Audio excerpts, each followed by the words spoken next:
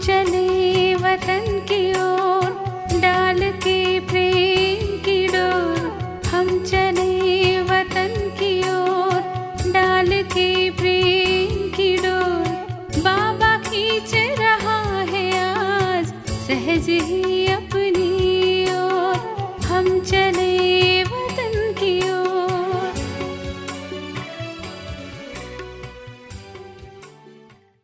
ஓம் சாந்தி. 4-3-1972 அவ்யக்த பாப்தாதா மதுபன்.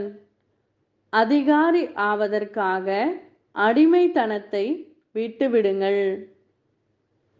இன்று முக்கியமாக எதற்காக வந்திருக்கின்றோம் என்று தெரிந்திருக்கிறீர்களா?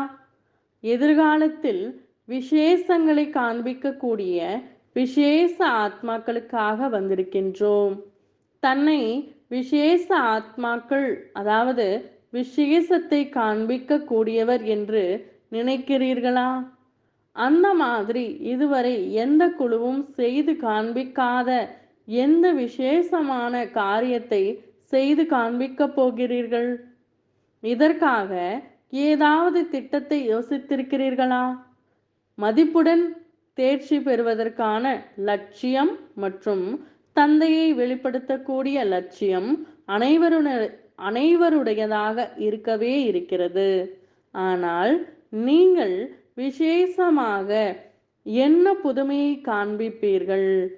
எந்த ஒரு தடையிலும் மற்றும் எந்த ஒரு காரியத்திலும் கடுமையான உழைப்பு செய்யாமல் அதற்கும் மேல் மற்ற ஆத்மாக்களையும் தடையற்றவராக மற்றும் ஒவ்வொரு காரியத்திலும் உதவியாளராக ஆக்கிக்கொண்டே சுலபமாகவே வெற்றியடைபவராக ஆவீர்கள் மற்றும் ஆக்குவீர்கள் என்ற இந்த புதுமை மற்றும் விசேஷத்தை தான் காண்பிக்க வேண்டும் மற்றும் காண்பிப்பதற்கான நிச்சயத்தை செய்ய வேண்டும்.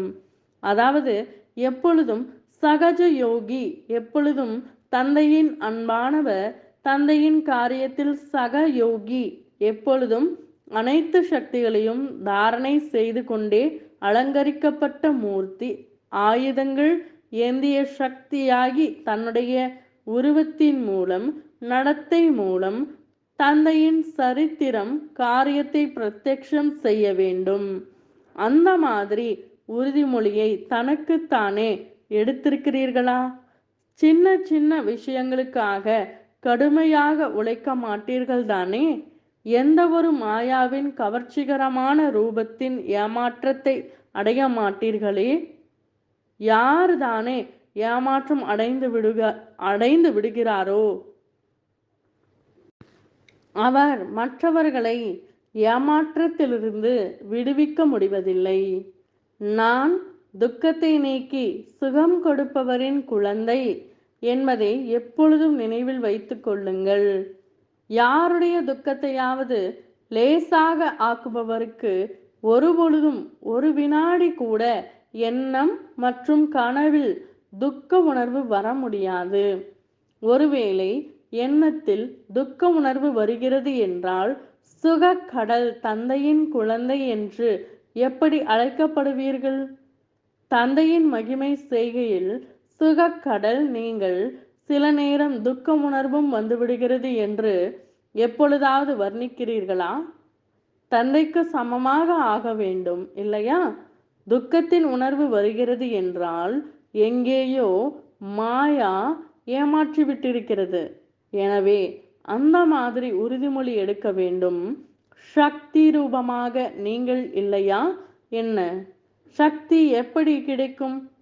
ஒருவேளை எப்பொழுதும் புத்தியின் சம்பந்தம் ஒரே ஒரு தந்தையோடு மட்டும் இணைக்கப்பட்டிருக்கிறது என்றால் சம்பந்தத்தின் மூலம் அனைத்து சக்திகளின் ஆஸ்தி அதிகாரத்தின் ரூபத்தில் அவசியம் பிராப்தியாகிறது.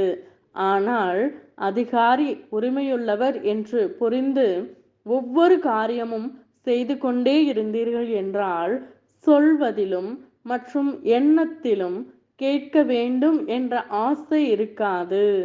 அதிகாரம் பிராப்தி ஆகாத காரணத்தினால் ஆங்காங்கே ஏதேனும் அடிமைத்தனம் இருக்கிறது. அடிமைத்தனம் இருக்கும் காரணத்தினால் அதிகாரம் பிராப்தி ஆவதில்லை. தன்னுடைய உடல் உணர்வின் அடிமைத்தனம், பழைய சம்ஸ்காரத்தின் அடிமைத்தனம், ஏதாவது குணத்தின் தாரணை குறைவின் காரணமாக பலமற்ற நிலை மற்றும் பலகீனத்தின் அடிமைத்தனம் என அப்படி எதுவாக இருந்தாலும் அதிகாரத்தை சக்தி நிலை அனுபவம் செய்ய முடிவதில்லை. எனவே நான் அடிமையில்லை, அதிகாரிகள் என்று எப்பொழுதும் நினைத்து கொள்ளுங்கள்.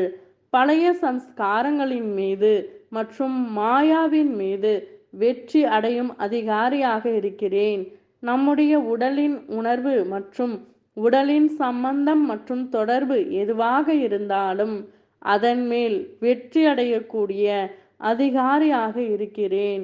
ஒருவேளை இந்த அதிகாரியாகும் நிலை எப்பொழுதும் நினைவில் இருக்கிறது என்றால் தானாகவே அனைத்து சக்திகளின் பிராப்தியின் அனுபவம் ஏற்பட்டு கொண்டே இருக்கும். அதிகாரி நிலை மறந்து விடுகிறதா? யார் அடிமையாக இருப்பாரோ அவர் எப்பொழுதும் யாசித்து கொண்டே இருப்பார். அதிகாரியாக இருப்பவர் எப்பொழுதும் அனைத்து பிராப்திகளின் சொரூபத்தில் இருக்கிறார். தந்தையிடம் இருக்கும் அனைத்து சக்திகளின் பொக்கிஷம் யாருக்காக இருக்கிறது? அப்படியானால் யாருடைய பொருளோ அதை அவர் அடையவில்லை என்றால் அதை எப்படி? அனைத்து சக்திகளும் நம்முடைய பிறப்புரிமை என்ற இந்த போதை எப்பொழுதும் இருக்கட்டும். அப்படி அதிகாரியாகி நடந்து கொள்ளுங்கள். அந்த மாதிரி புத்தியில் எப்பொழுதும் உயர்ந்த எண்ணம் இருக்க வேண்டும். ஒருவேளை எண்ணம் உயர்வாக இருக்கிறது என்றால் வார்த்தை மற்றும் காரியத்திலும் வர முடியாதா? எனவே எண்ணத்தை உயர்வானதாக ஆக்குங்கள் மற்றும் எப்பொழுதும் சர்வசக்திவான் தந்தையுடன் புத்தியின் தொடர்பு இருக்கட்டும். அந்த மாதிரி எப்பொழுதும் சங்கத்தின் தொடர்பின் வர்ணத்தில் வர்ணமயமாக்கப்பட்டிருக்கிறீர்களா? அனுபவம் செய்கிறீர்களா? அல்லது திரும்பி ஊர் சென்ற பிறகு அனுபவம் செய்வீர்களா? யோசிக்க வேண்டுமானாலும் சொல்வதானாலும் செய்வதானாலும் அதிசயமானதாகத்தான் இருக்க வேண்டுமே என்று சாதாரணமானதாக இருக்கக்கூடாது என்று எப்பொழுதும் நினைவில் வைத்து கொள்ளுங்கள். ஒருவேளை சாதாரண எண்ணத்தை வைத்தீர்கள் என்றால் பிராப்தியும் சாதாரணமாகவே இருக்கும்.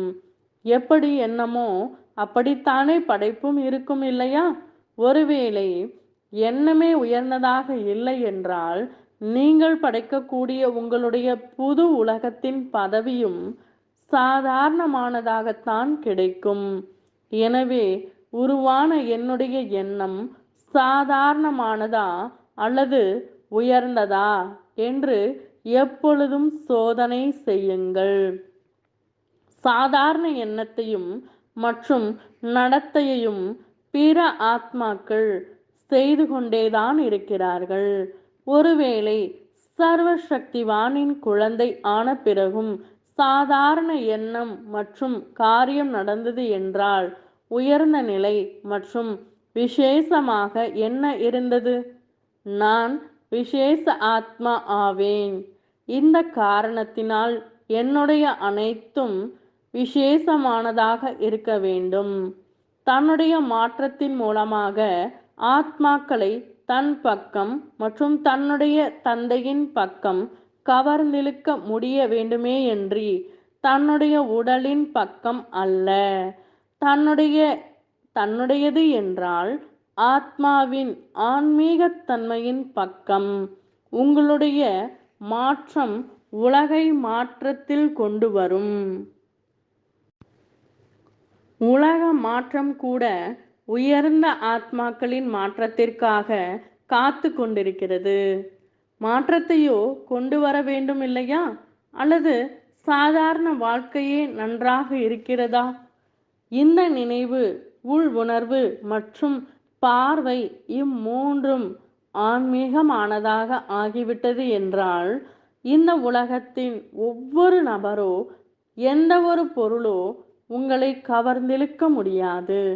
ஒருவேளை கவர்ந்திழுக்கிறது என்றால் நினைவில், உள் உணர்வில் மற்றும் பார்வையில் ஆன்மீகத்தன்மையின் குறை இருக்கிறது என்று புரிந்து கொள்ள வேண்டும். இந்த குறையை ஒரு நொடியில் மாற்றத்தில் கொண்டு வர வேண்டும்.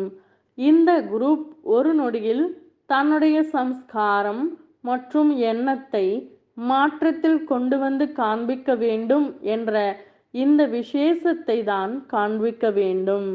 அந்த மாதிரி தைரியம் இருக்கிறதா? யோசிப்பதில் கூட இவ்வளவு நேரம் செலவாகிறது, ஆனால் செய்வதில் இவ்வளவு நேரம் எடுக்க வேண்டாம். அந்த மாதிரி தைரியம் இருக்கிறதா? இந்த குரூப் துணிச்சலான குரூப் ஆகும். அப்படி யார் துணிச்சலை வைப்பவர்களோ அவர்களுடன் தந்தை எப்பொழுதும் சகயோகியாக இருப்பார். எனவே எப்பொழுதும் துணிச்சலை விடக்கூடாது. தைரியம் மற்றும் உற்சாகம் எப்பொழுதும் இருக்கட்டும். தைரியத்தினால் எப்பொழுதும் முகமலர்ச்சியுடையவர்களாக இருப்பீர்கள். உற்சாகத்தினால் என்னவாகும்? உற்சாகம் எதை அளிக்கிறது? சோம்பேறித்தனத்தை. சோம்பேறித்தனம் கூட முக்கியமான விகாரம் ஆகும். முயற்சி செய்பவர் முயற்சி செய்யும் மார்க்கத்தில் செல்ல ஆரம்பித்திருக்கிறார். அவர்களின் எதிரில் தற்சமயம் மாயா சோம்பேறித்தனத்தின் ரூபத்தில் விதவிதமான முறைகளில் முற்றுகையிட வருகிறது. எனவே இந்த சோம்பேறித்தனத்தை அழிப்பதற்காக எப்பொழுதும் உற்சாகத்தில் இருங்கள். வருமானம் செய்ய வேண்டும் என்று எப்பொழுது யாருக்காவது உற்சாகம் ஏற்பட்டால் பிறகு சோம்பேறித்தனம் அழிந்து விடுகிறது. இப்பொழுது கூட ஏதாவது ஒரு காரியத்திற்காக தன்னுடைய உற்சாகம் இல்லை என்றால் அவசியம் சோம்பேறித்தனம் இருக்கும். எனவே சோம்பேறித்தனத்தின் வசமாகி மற்றும் உயர்ந்த காரியம் செய்வதிலிருந்து வஞ்சிக்கப்பட்டு விடுகிற மாதிரி ஒருபொழுதும் உற்சாகத்தை குறைக்க கூடாது. சோம்பேறித்தனம் கூட अनेक विधमानदाக இருக்கிறது. तुम बच्चों को तो सर्विस करनी है, जो बाबा कहते हैं सबको ये बताओ कि देखो तुम्हारा एम एंड ऑब्जेक्ट ये है, एक गीता है बढ़िया, ये राजयोग है ना बच्चे। कैसे है राजयोग? बिल्कुल सहज है कि बाप को याद करो तो ये वैसा मिलेगा तुमको। ओम शांति।